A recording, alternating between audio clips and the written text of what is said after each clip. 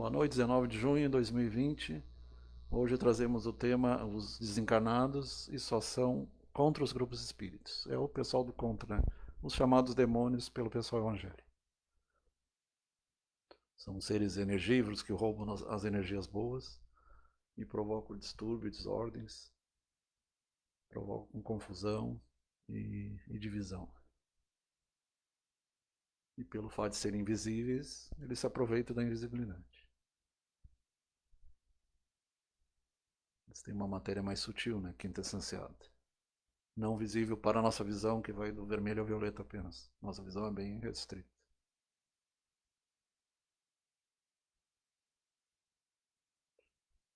Os espíritos hipócritas. No Evangelho segundo o Espiritismo, capítulo 8, pelos espíritos endurecidos, item 75. Ele diz que os hipócritas são quase sempre muito inteligentes. São os pseudo-sábios também, né? E não têm no coração nenhuma fibra sensível, nada os toca. Isso aí fecha o grupo também dos sociopatas, psicopatas, né? São chamados consciências sem alma, ou cérebro sem alma. Eles não têm empatia, falta empatia. Falta se colocar no lugar dos outros. Finge todos os bons sentimentos para ganhar a confiança e ficam felizes quando encontram tolos que os aceitam como espíritos bons, pois então pode ir-lhes à vontade. O conhecido fenômeno da fascinação. E a subjugação seria mais grave quando toma conta até do corpo da pessoa. O que acontece mais em algumas igrejas, alguns lugares onde é puxado muito o lado emocional. E o nome de Deus, longe de lhes inspirar o menor temor, serve de máscara para suas torpezas. Muitas vezes eles desdenham, eles sabem da existência de Deus, mas desdenham e falam mal, falam contra Jesus também.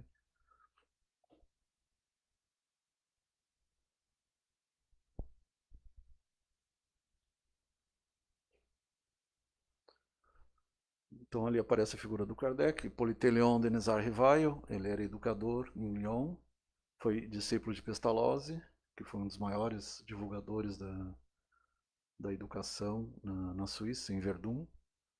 E até os 50 anos ele administrava várias aulas, o Hippolyte, de matemática, de astronomia, entendia pelo menos 4 ou 5, fazia traduções. E quando começaram os Sermões das Mesas Girantes, ele começou a estudar até chegar a questão do espiritismo propriamente dito. Então, ali, Instruções de Allan Kardec, o Movimento Espírita, por Evandro Noleto Bezerra, Rio de Janeiro, FEB 2005, capítulo 22. Se uns combatem o espiritismo por ignorância, então por desconhecimento, outros o fazem precisamente porque lhes sentem toda a importância, pressente o seu futuro e nele vem um poderoso elemento regenerador para melhorar a humanidade. E o objetivo não é apenas ser mais uma religião, mas ser uma religião que ajuda a regenerar a humanidade. Nós estamos passando por uma fase atualmente da regeneração. Todos esses conflitos, questões apocalípticas, questões ligadas às perseguições contra cristãos, isso aí tudo foi previsto nas profecias. A gente já viu algumas aulas atrás. A revolução social. Aí já foi. Não está aparecendo as pessoas. Ficais certos de que quando uma revolução social se produz na Terra, abala igualmente o mundo invisível, onde todas as paixões, boas e más, se exacerbam como entre vós. Doutor Barry, a Gênese e Sinais dos Tempos, item 9. Então, mais lá para o final da Gênese, aparece a questão dos tempos são chegados, que é o que nós estamos passando atualmente. Profecias marianas, profecias do Apocalipse, várias profecias acontecendo atualmente. O Evangelho segundo o Espiritismo, aí tu voltou de novo.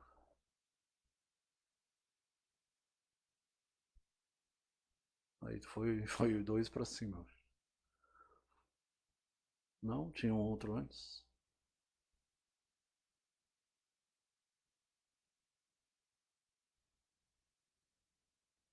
Ah, que estranho. Só se aquela hora entrou uma mãe. Então, não acrediteis em todos os espíritos. Então, pegando João 4, se não me engano, que ele dizia, testar essa expressão de Deus. Quer dizer, todos são de Deus, mas se aqueles que estão falando para o bem ou para prejudicar. Para edificar ou para prejudicar. Então, falsos cristos, falsos profetas, bem mais perigoso a que não se encontra entre os homens, mas entre os encarnados. Porque eles estão invisíveis, né? Eles atuam muitas vezes sem serem descobertos. Inclusive, indo no ouvido de pastores, padres e sacerdotes, muitas vezes desviando eles da sua real missão. Então, falsos cristos são os profetas. O Espiritismo evoluciona no mundo visível e o mundo invisível. O mundo físico e o extrafísico. Revista Espírita, 1865, novembro.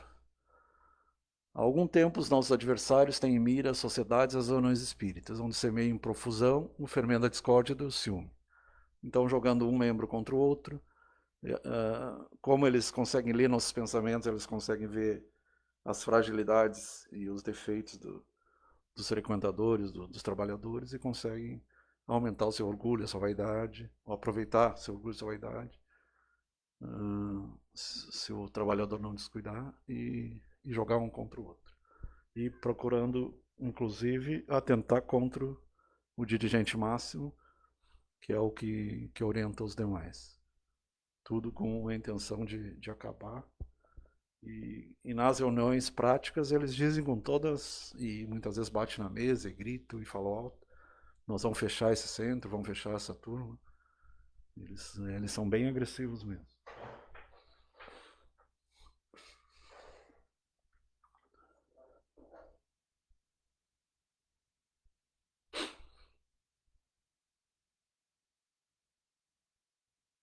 Aqui o Livro dos Médiuns, segunda parte, das Manifestações Espíritas, capítulo 29, das reuniões e das sociedades espíritas. Então, é a página 340. Ali, por orientação, Kardec, como funcionariam as sociedades, né? Na época dele começaram a ser feito nas casas, e depois eles começaram a organizar as casas propriamente dito. Assim como há espíritos protetores para instituições, cidades, povos, os espíritos malfeitores também se ligam aos grupos, aos indivíduos. No Brasil nós temos o Anjo Ismael, né? Por parte da Igreja Católica é Maria, e por parte de outras linhas ligadas ao Cristo é o Anjo Ismael. Liga-os primeiro aos mais fracos, mais acessíveis, procurando transformá-los em seus instrumentos. Então, essa é a fascinação. Pouco a pouco vão envolvendo a todos, sua alegria maligna é tanto maior quanto maior o número dos que têm subjugado. Eles dão risada, eles são irônicos, são sarcásticos, são debochados. Isso aí é muito comum, né? A gente vê na prática. Beto Madeira tá do outro lado. Né? Os outros que não estão aparecendo, né?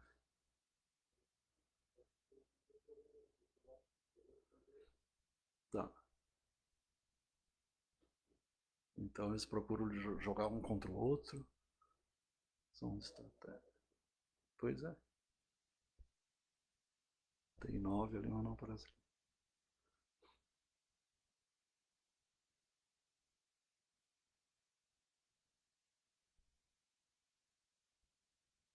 Isso vale para as outras igrejas também, né? Porque tem sempre os que querem fechar a igreja, fechar. Assim como a gente vê gente, governos destruindo a igreja e lá pro lado da China, para lá pro Oriente. Para chegar a tais fins, precisa que o espírito seja destro, ardiloso e profundamente hipócrita. Ali, no caso, não seria bem destro, seria canhoto, né? Não no sentido que o canhoto seja inferior ao destro, mas geralmente o canhoto é associado com a esquerda, com o que tenta prejudicar, e o destro seria o da direita. Porquanto não pode operar a mudança e fazer-se acolhido, senão por meio da máscara e toma e de um falso aspecto de virtude. E essa questão de direita e esquerda é relativa, porque o canhoto ele é muito inteligente. Então a máscara ali é o que dá origem à persona, à personalidade. Então muitas vezes eles usam o nome José, Maria, Jesus, o nome para chamar atenção, para poder ter controle. Então os mistificadores. Os grandes termos caridade, humildade, amor de Deus, lhes servem como de uma carta de crédito. Porém, através de tudo isso, deixa passar sinais de inferioridade, que só o fascinado é incapaz de perceber. A pessoa fascinada, o próprio termo diz, está fascinado, está ofuscado, ele não é capaz. Isso é o item 239 do Livro dos Médiuns. Ela está mistificada, está fascinada, está iludida.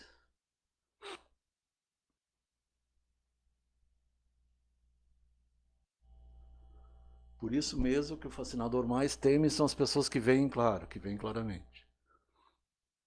Daí a consistir a sua tática quase sempre inspirar ao seu intérprete o afastamento de quem quer que lhe possa abrir os olhos. Então, muitas vezes o trabalhador, um médium, um medianeiro, de qualquer igreja que seja, ele arruma desculpa para, porque está chovendo, eu não vou no culto na igreja, ou no centro espírita, ou porque está frio, ou porque chegou uma visita, acaba achando desculpa e muitas vezes através desses invisíveis que ficam chamando no ouvido, como se diz popular. Ou vai assistir a novela.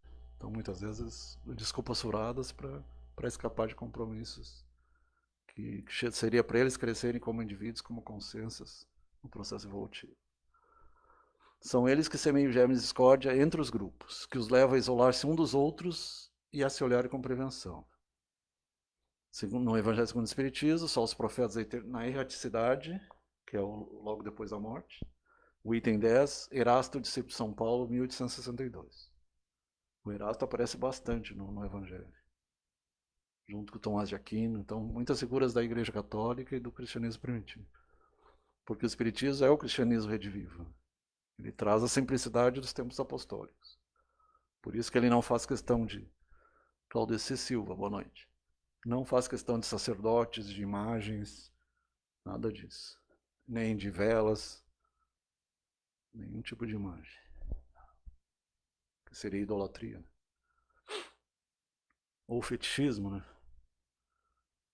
Uma de suas táticas para alcançar seus fins é a desunião. Sabe muito bem que pode facilmente dominar aqueles que estiver sem apoio.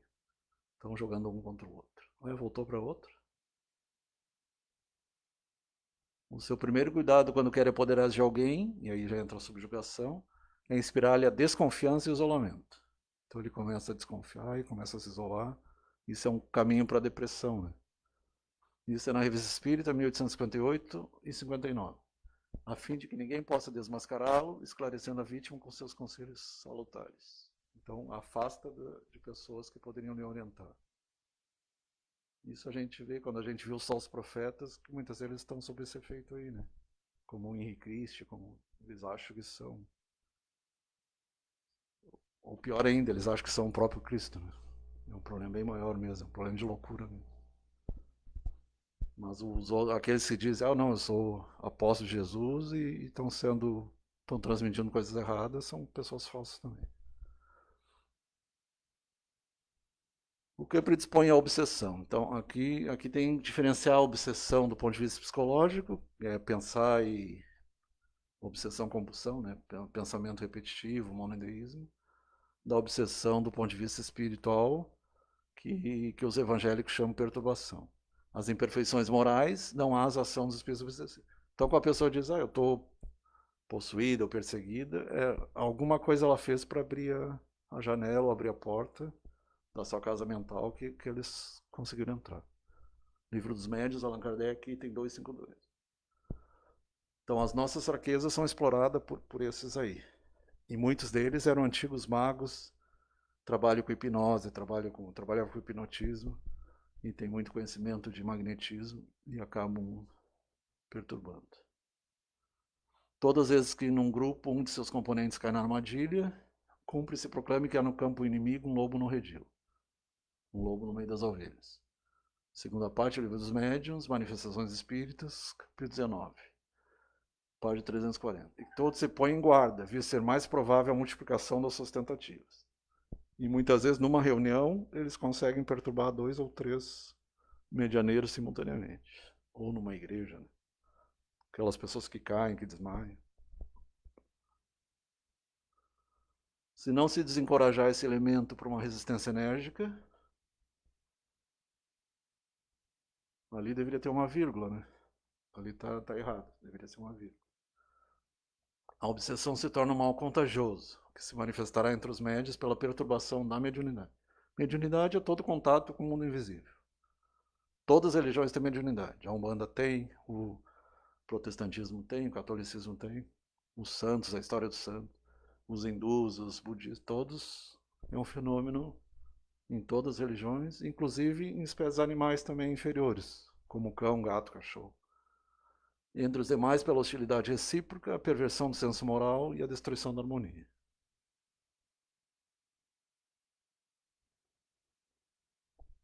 Ali é o mesmo, página 340. Ali é um capítulo inteiro, praticamente. Eles vão pegando os tópicos principais. Como o mais poderoso antídoto desse veneno é a caridade e ela que eles procuram abafar. A prática da caridade combate toda a maldade. Jesus já dizia, o mestre Jesus dizia que a caridade cobre a multidão dos pecados. Não se deve, pois, esperar que o mal se torne incurável para lhe aplicar o remédio, mas tem que transformar o mal em bem. Nem mesmo é mal inimigo. Nem mesmo se deve esperar os primeiros sintomas, pois é necessário, sobretudo, prevenir. Então não adianta apenas expulsar, como muitas igrejas fazem, expulsando demônios. Não, tu tem que conversar com eles, tem que dialogar com eles. Hoje em dia usa-se o termo de dialogação, o dialogador. É uma conversa fraterna e trazer o evangelho. Né? E não é fácil, porque muitos deles não aceitam o evangelho. Mas trazer a boa nova do Cristo. E ele mesmo já dizia, vocês expulsarão demônios em meu nome. Se um dos membros do grupo cair sob a influência da obsessão, então o efeito pernicioso de um invisível sobre um visível, de um desencarnado por um encarnado, de um dessomado por um somado, que nós somos somados, estamos no corpo. Todos os esforços devem tender desde os primeiros sinais a abrir os olhos, antes que o mal se agrave, a fim de levá-lo à compreensão de que foi enganado e ao desejo de ajudar os que eu procuro livrar. Ele tem que entender que ele foi enganado. Mas ele abriu a porta, ele deixou a porta aberta. Como está escrito no Evangelho, se deixar a casa aberta, entra aquele lá e chama mais 7 ainda, e causa um transtorno. Muitos casos de personalidade múltipla, muitas vezes são casos de obsessão por vários espíritos. Pode-se estatuir com o princípio que todo aquele que numa reunião espírita ou mediúnica ou de qualquer religião provoca desordem ou desunião, ostensiva ou subrepticiamente, então, ostensiva é direto, ou escondida, né? Subreptícia é escondida.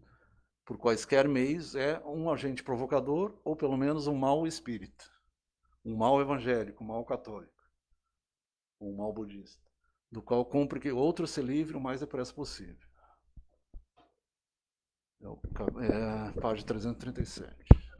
Uma analogia para isso, para talvez o pessoal que não seja espírita não tenha entendido, mas uma analogia para isso é que isso aqui que está sendo narrado aqui é a mesma coisa que uma pessoa que vai na igreja e quando o padre está falando começa a berrar lá. Então é uma perturbação da paz. Imagine você que seja da igreja evangélica ou igreja católica, enquanto o pastor ou o padre estão lá passando muitas a vezes palavra, né? bêbado, muitas vezes é usado também. Estão lá falando. Imagina se do nada uma pessoa lá, um dos fiéis, começa a berrar lá ou atrapalhar.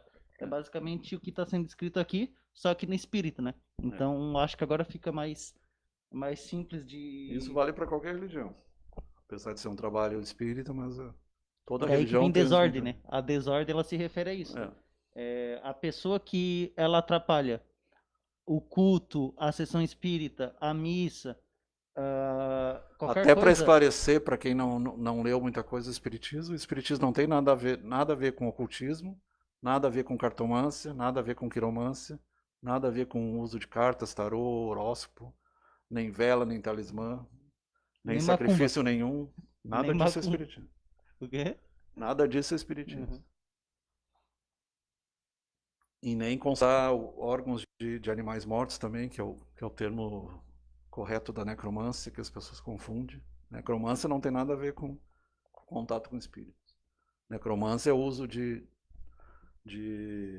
órgãos de animais para ter visões, para ter ou para fazer trabalhos de magia. A necromancia, o nome já diz, é magia da morte. Então, geralmente necromancia pode ser por água, por espelho, pelos dedos, pela mão. Geralmente é um tipo de magia muito obscuro. É um que eu não olharia com bons olhos se eu soubesse que alguém é necromante, que significa que, em tese, a pessoa São o que a gente chama magos negros, né? Em tese, a pessoa Quimbanda, estaria... é magia negra, voodoo, casos bem... não tem nada a ver com espiritismo. Isso aí não tem nada a ver com espiritismo.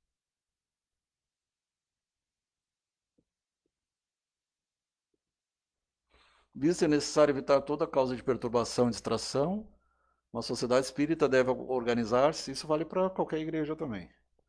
Dar atenção às medidas apropriadas a tirar aos promotores de desordem os meios de tornarem prejudiciais e facilitar todos os modos de afastamento. Através do diálogo, não é apenas expulsando como muitos fazem, porque expulsa e eles voltam. E se tu começar a conversar com eles e conseguir convencê-los, eles podem vir para o teu lado e te ajudar e se tornar um aliado no futuro. Muitas vezes o inimigo acaba se tornando aliado. E isso é uma coisa cristã, né? Transformar o mal em bem. Inclusive, e não só cristã, não, é uma coisa filosófica também, né? A arte da guerra falava sobre isso também. Você traz o seu inimigo para o seu lado, ao invés de destruir. Conquista ao invés de destruir. Isso vale também para a parte espiritual de uma maneira geral. Muitos são os meios usados pelos obsessores ou perturbadores, quase todos bastante estudados, pois já sabemos que a ação é organizada. Quando a gente fala em crime organizado, do outro lado é a mesma coisa. E o lado de lá controla o de cá. Sueli Kaldashuber, obsessão e desobsessão. O que é desobsessão? É conversar com eles. É tentar trazer eles para o Evangelho, para a Boa Nova, para Jesus. A ação desses obsessores, logicamente, não fica circunscrita aos grupos mediúnicos. Muitas vezes eles perturbam um filho, uma filha, eles usam um outro ser da família para poder atingir aquele indivíduo, aquele trabalhador. Seja espírita, seja evangélico, seja católico. Uma série que fala sobre isso, uma série de filmes, é bem antiga, que fala sobre essa questão de espíritos atazanando famílias, é Horror em Amityville. É um dos casos mais famosos de Casa Assombrada. Exatamente. E esse caso que aconteceu, ele tem uma Eu brinco que são casas bem assombradas, né? Sim. É mal porque seria mal do mal. Exatamente. Não. E uma coisa, a história da casa mesmo, que deu origem aos filmes, tem 10 filmes, mas foi baseado num livro que foi baseado num relato fato real. Né? E isso é esse caso que o Flávio está falando, de espíritos que começam a perturbar, espíritos que eles tiveram... Geralmente eles moravam na casa e não admite que nenhuma outra pessoa more naquela casa. Exato. Nesse caso específico, pelo que eu entendo da história, eu acho que são espíritos que, de certa forma, eles são vingativos. Porque eles foram mortos de forma violenta na própria casa. Inclusive, o que aconteceu em Amityville? Lá na casa 112 da Avenida Ocean Avenue. Amityville, ela é uma vila de Nova York, tá? Então, lá nessa vila, é muito como aquelas casinhas em estilo colonial. Em uma dessas casas, a casa 112, ela, lá nos anos 70... Hoje virou museu, né? Lá nos anos 70, houve ali um assassinato violento, onde um serial killer, o Ronald Defoe, ele assassinou os membros da família dele ali. E daí, as famílias que vieram morar lá depois, elas começaram a relatar aparições, fenômenos sobrenaturais. As Bruxas de Salem foi um caso parecido também, né? Sim. Se bem que teve conteúdo erótico, outras coisas também. Mas nesse aqui ele é mais... Salem é Oregon, é outro estado. Esse aqui, por isso que eu falo, o filme ele é baseado nisso. Depois teve o primeiro filme, eu recomendo, lá de 1969. Os outros vieram depois, mas é só caça-níquel, só pra ganhar dinheiro, né? Mas o que era baseado mesmo no evento lá foi o primeiro filme, né? Tem 10 filmes nessa série, mas o primeiro ele retrata um pouco isso. Daí foi uma família lá e começou a ver fenômenos, manifestações lá, né? E foi baseado num livro. Inclusive são ligados ao que se chama poltergeist, né? Que é esse brincalhão. Exatamente. Só que é brincalhão para prejudicar, não? Exatamente. E esses espíritos, pelo que a gente entende, eles eram espíritos revoltados. Eles não são espíritos bons. Creio que por causa do fim que eles tiveram, né? Na mão de um próprio familiar, eles acabaram ficando revoltados. Eles não conseguiram descansar em paz. E hoje em dia, inclusive, tem um dos caras que viu lá na família, ele falou que... Independente de você acreditar ou não em fantasma, toda religião fala em missa de sétimo dia, 30 dias. Exatamente. Então a maioria das famílias veem a vida após a morte. Né? E é até interessante que hoje em dia o cara que morou lá, ele fala que as pessoas, a maioria delas não acreditam nele. Mas realmente aconteceu aquilo, segundo ele. Ele teve aqueles fenômenos lá. Inclusive aquilo, depois daquilo, a família meio que ficou meio desestabilizada, né? Não a família que foi morar lá, né? Daí depois foi meio que cada um pro seu canto, houve a separação dos pais dele, né? Que é o efeito que teve, provavelmente tem como ver com aquele clima ruim lá, né? E vocês dão uma pesquisada aí quem tem interesse, a Casa 112 de Amityville, que é a casa assombrada mais famosa do mundo, né? E daí é esse caso que o Flávio tá falando aqui, de espíritos obsessivos, possessivos. Mas é um bairro de Nova York ou é uma cidade? É uma vila. É Vila. uma espécie de vila que fica em Nova York. Que lá em Nova York eles têm muito esse costume de vila, bairro, essas coisas, né? E isso é uma vilazinha que tinha lá. E o nome da vila é Amityville. Não é o nome da casa, é o nome da vila que é Amityville. Sim, sim. O nome da casa Vila de Amit, né? É. E o nome da casa é a casa número 112, lá dessa vila de Amityville. Então tem terreno fértil, por isso que o Mestre Jesus dizia, vigiar e orar. Cuida do teu pensamento, tua emoção, o que tu está pensando, o que tu está emitindo. Tuas energias são boas, são positivas ou são negativas? O positivo atrai positivo. O negativo vai atrair o negativo.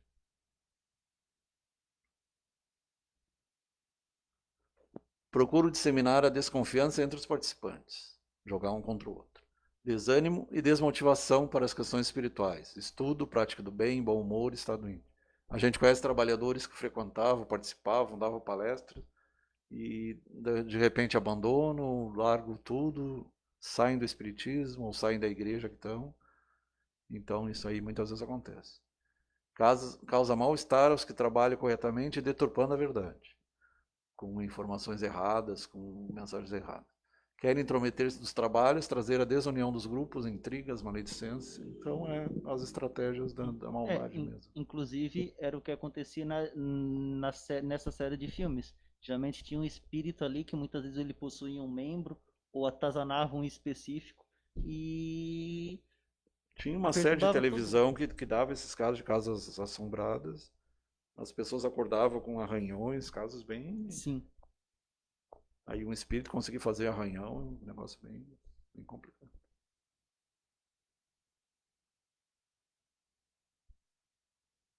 O uso de manobras, sentido de aguçar o amor próprio. Então, com a pessoa, o orgulho da pessoa, a vaidade. O melindre. O que é melindre? Melindre é tu achar que os outros estão te perseguindo. Tu vê duas pessoas conversando, estão falando sobre mim. Isso aí é melindre. E tem a palavra agora, mas não lembro agora. Melindre é o nome popular mesmo. O personalismo, então exaltar a personalidade da pessoa. A máscara, toda a cor de deficiência que avassala o ser humano, a vaidade, apego aos pontos de vista pessoais. Então, o que a pessoa pensa mesmo e aumentando a vaidade da pessoa. Então, isso aí é uma das estratégias que eles usam. E o interessante, o pós-morte tem isso ali, né? No momento passa para o outro lado, não existe mais mentira. Qualquer um vê o pensamento do outro. A comunicação é pelo pensamento. Por isso que muitas vezes eles falam, por exemplo, o Esperanto, que seria uma língua que nos traz todas as outras. Eu, pessoalmente, acho que não tem essa necessidade. Porque a comunicação é telepática, pelo pensamento. E mesmo que seja um espírito alemão, ou inglês, ou francês, tu vai entender pelo pensamento no teu idioma. É como se fosse aquelas reunião da ONU, aquelas que a pessoa consegue, cada um recebe e escuta no seu idioma. A tecnologia do lado de lá é bem mais avançada que a nossa. Pelo menos em 100 anos, pelo menos. No mínimo. Oi? Já. Então, estimulando a vaidade, o orgulho, a ambição. Que todos os espíritas sinceros Opa, passou direto.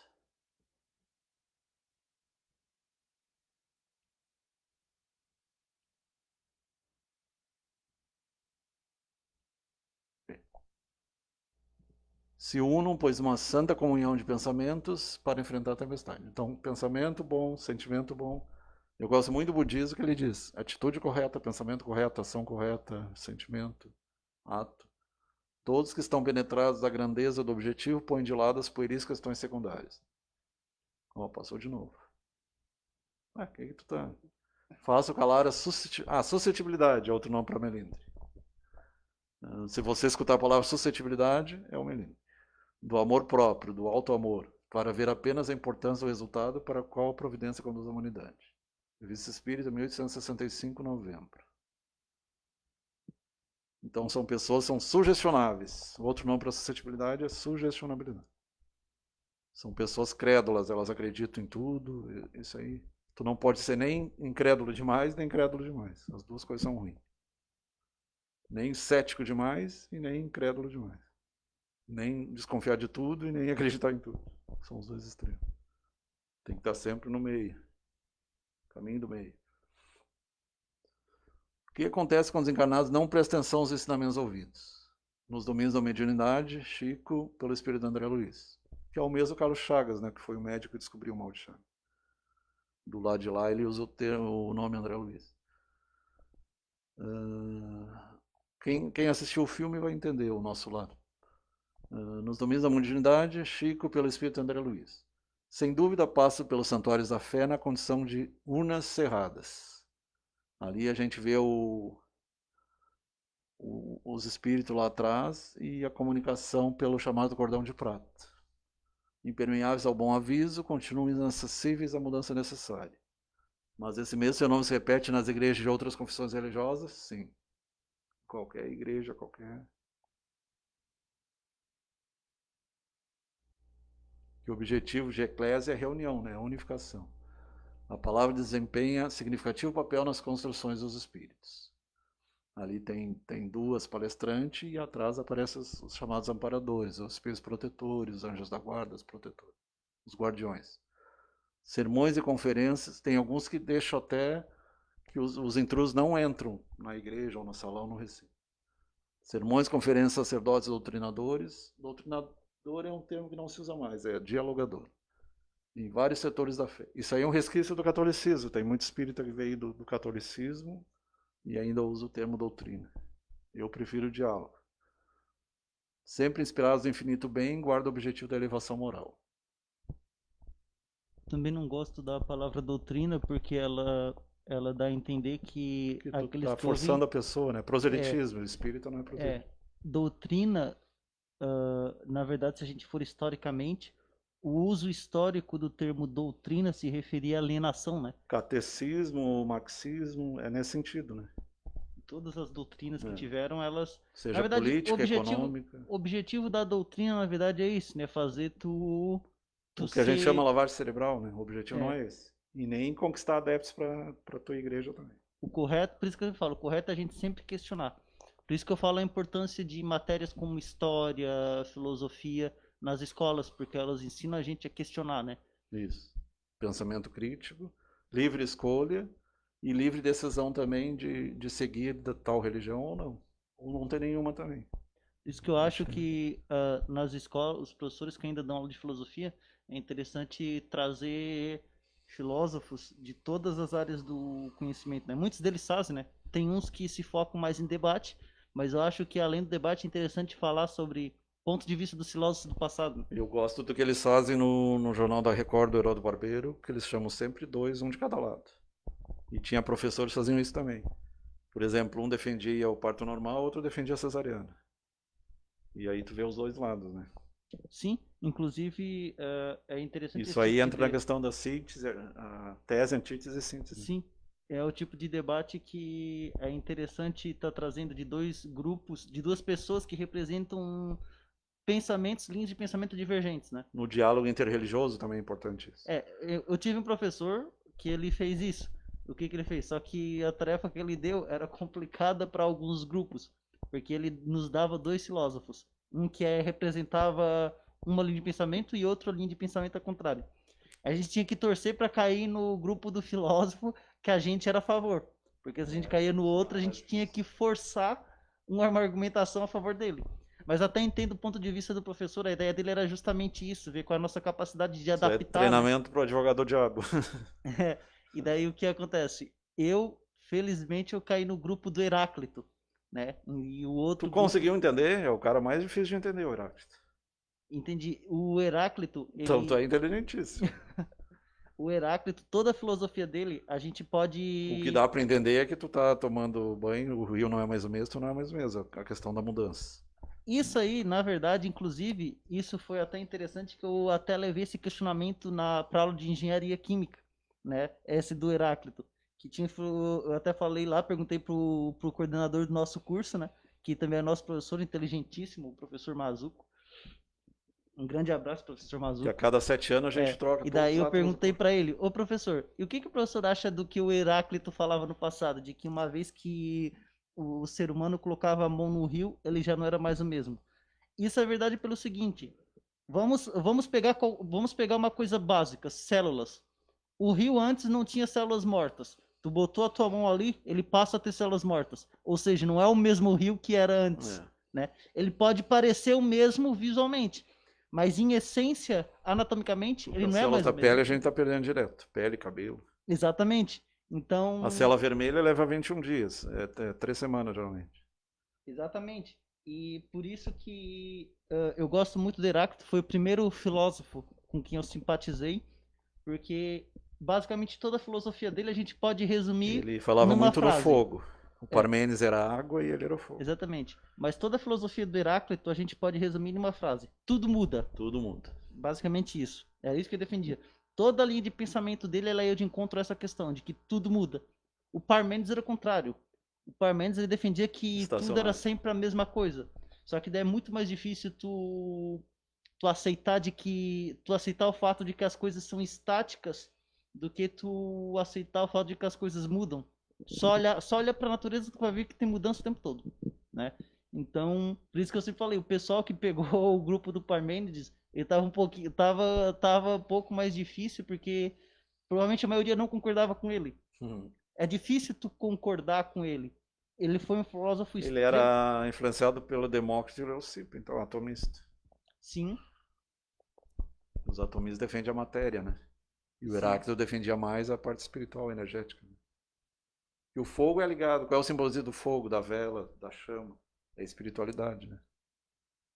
Tu pega, por exemplo, a quadrangular, acho que tem igrejas que usam o símbolo do fogo.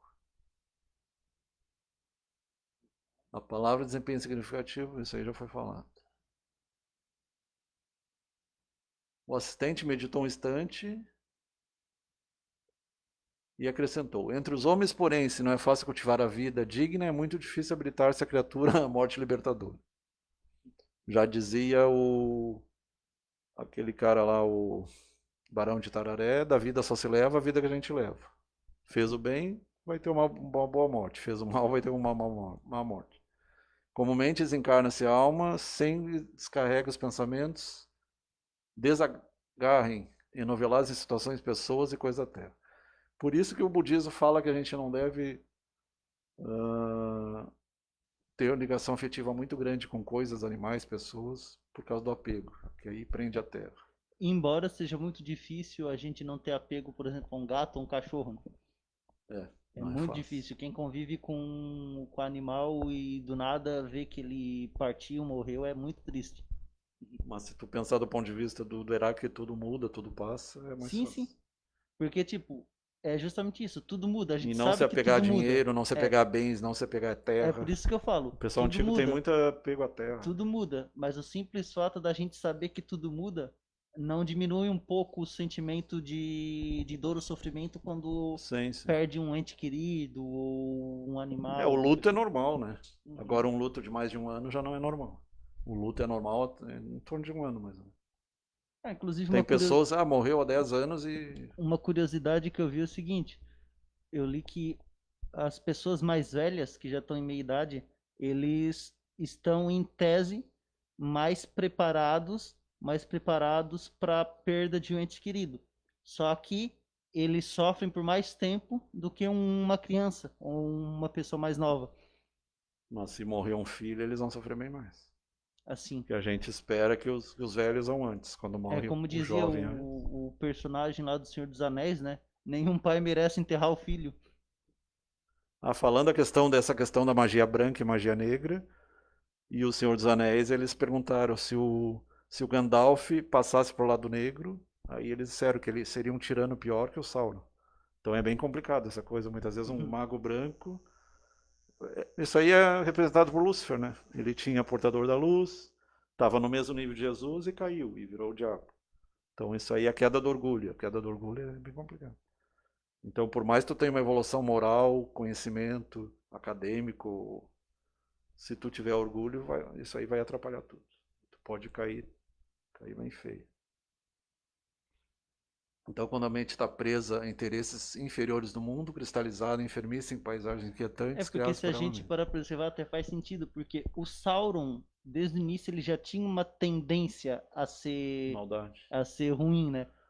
O Gandalf, se ele fosse corrompido, ele teria a destruição total de todo o conjunto de espíritos que ele sustentou, de princípios que ele sustentou. Então, seria tipo algo muito abrupto, uma quebra E qual é o abrupta do. simbolismo do anel? É a maldade em si?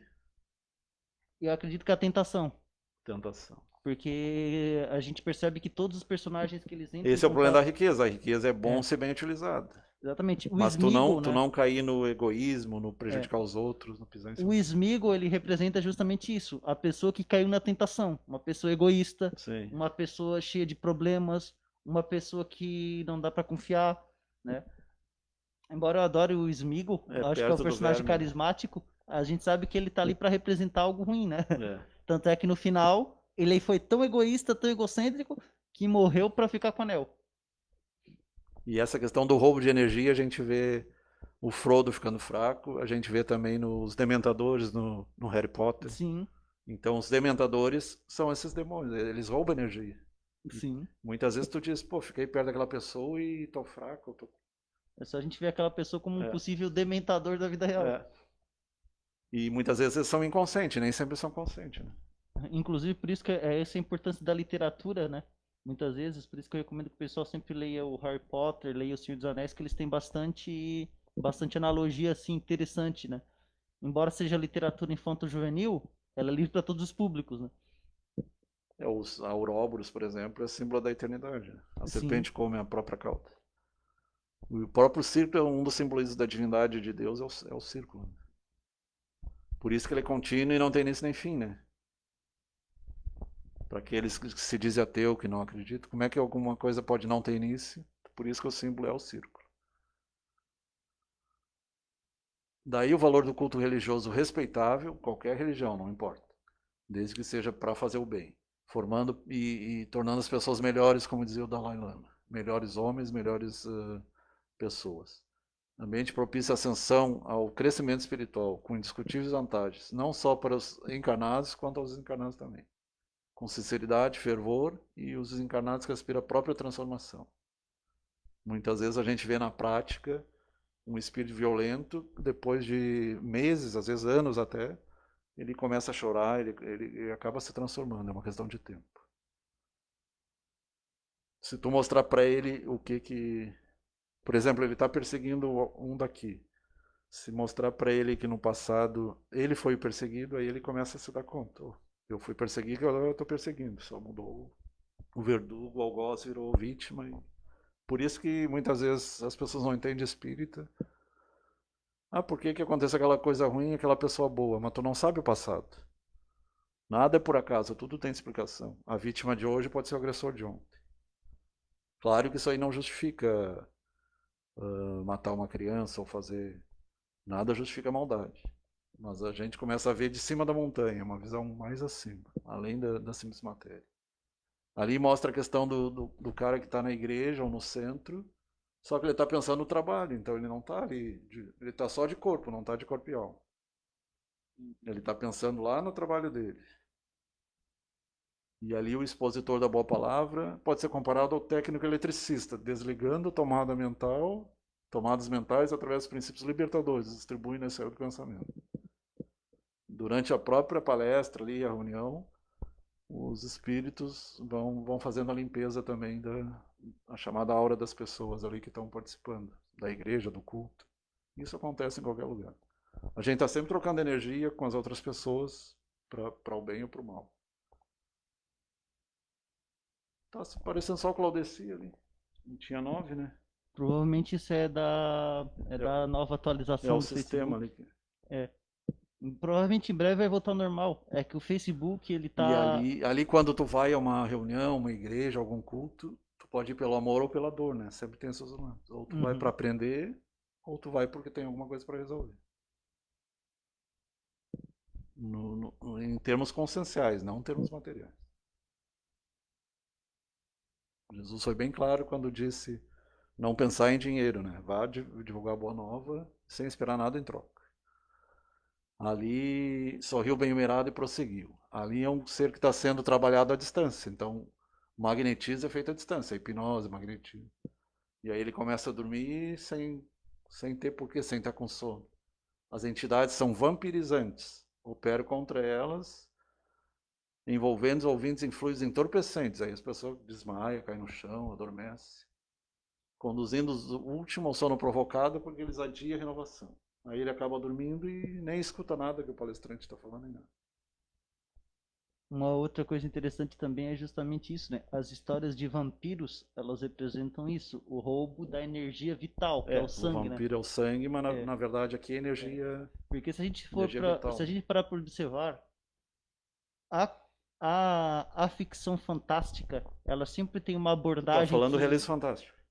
ficção fantástica que eu falo, daí se refere ao gênero horror, ao gênero de fantasia, ao gênero de ficção, ela sempre tem uma representação disso. Por exemplo, se a gente for ver os filmes, foi isso que o Flávio acabou de falar. Os filmes de terror que falam sobre assassinos, psicopatas que perseguem as pessoas, a gente vai ver que são pessoas que na maioria das vezes tiveram algum Tem a série problema. Investigação Discovery, É, nesses casos. essas pessoas tiveram algum problema e Geralmente estuprador foi estuprado quando criança, né? isso. E nesses filmes de terror, geralmente assassino é isso. Geralmente esses assassinos eles tiveram problemas, são pessoas cheias de problemas em casa, que elas acabam manifestando isso da forma mais maldosa que tem, né? Que é possível, que é matando, perseguindo, né? Um caso disso que a gente vê Mas tem uns sexta-feira, que têm prazer em matar mesmo. sim. Mas, por exemplo, o caso do Jason Voorhees. O Jason Voorhees, eu sempre falo brincando que o Sexta-feira 13, nesses filmes, não pode ter relações sexuais senão tu morre. Por quê? Na história do filme do Jason Voorhees. Porque o personagem, ele morreu afogado enquanto os monitores do acampamento estavam envolvidos em uma relação sexual. E isso mostra o motivo pelo qual ele sempre persegue, ele tem uma tendência a perceber grupos que fazem sexo, que são as vítimas dele, né? Outros grupos que ele persegue, adolescentes, por quê? Porque os monitores eram adolescentes, né? E o Então, Norman Bates era apaixonado pela mãe, né? exatamente, Aí é um caso de complexo de Édipo. exatamente. O Norman Bates é um caso que era cheio de problemas também, personagem cheio de problemas. E não apenas complexo de Édipo, como dupla personalidade também, né? Virou até uma série, né? Bates Virou Motel. Bates Motel. Então aquele ali está sendo trabalhado à distância. Então, assim como a gente usa a oração, quando a pessoa diz, faça uma oração por mim, à distância, uma mentalização, pode ser usada para o mal também. Tanto bem quanto mal. E até de um país para o outro, o negócio não tem limite. Inclusive, eles fizeram experiências interessantes da Terra-Lua, telepatia da Terra-Lua. Projeto Conhecer, Sentir e Viver Kardec. Então, por hoje era isso.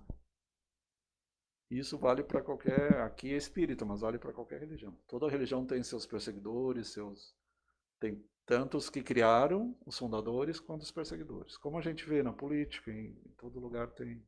Exatamente. Tudo tem dois lados. Inclusive é muito hipócrita quando a gente vê grupos, sejam grupos religiosos ou grupos Por isso que não se ideológicos. discute política, É, futebol e religião, porque é muitas isso, vezes os supostos é adversários, isso que eu ia falar agora. enquanto as pessoas estão se brigando, eles estão se juntando, fazendo festa A e dando gente, risada. a gente, eu acho que muitas vezes é muito hipócrita do ser humano acusar grupos religiosos ou ideológicos de perseguição, porque geralmente há perseguição de qualquer um, ou seja, há perseguição do teu próprio grupo contra o outro grupo, e há Sim. perseguição do outro grupo contra o teu próprio grupo.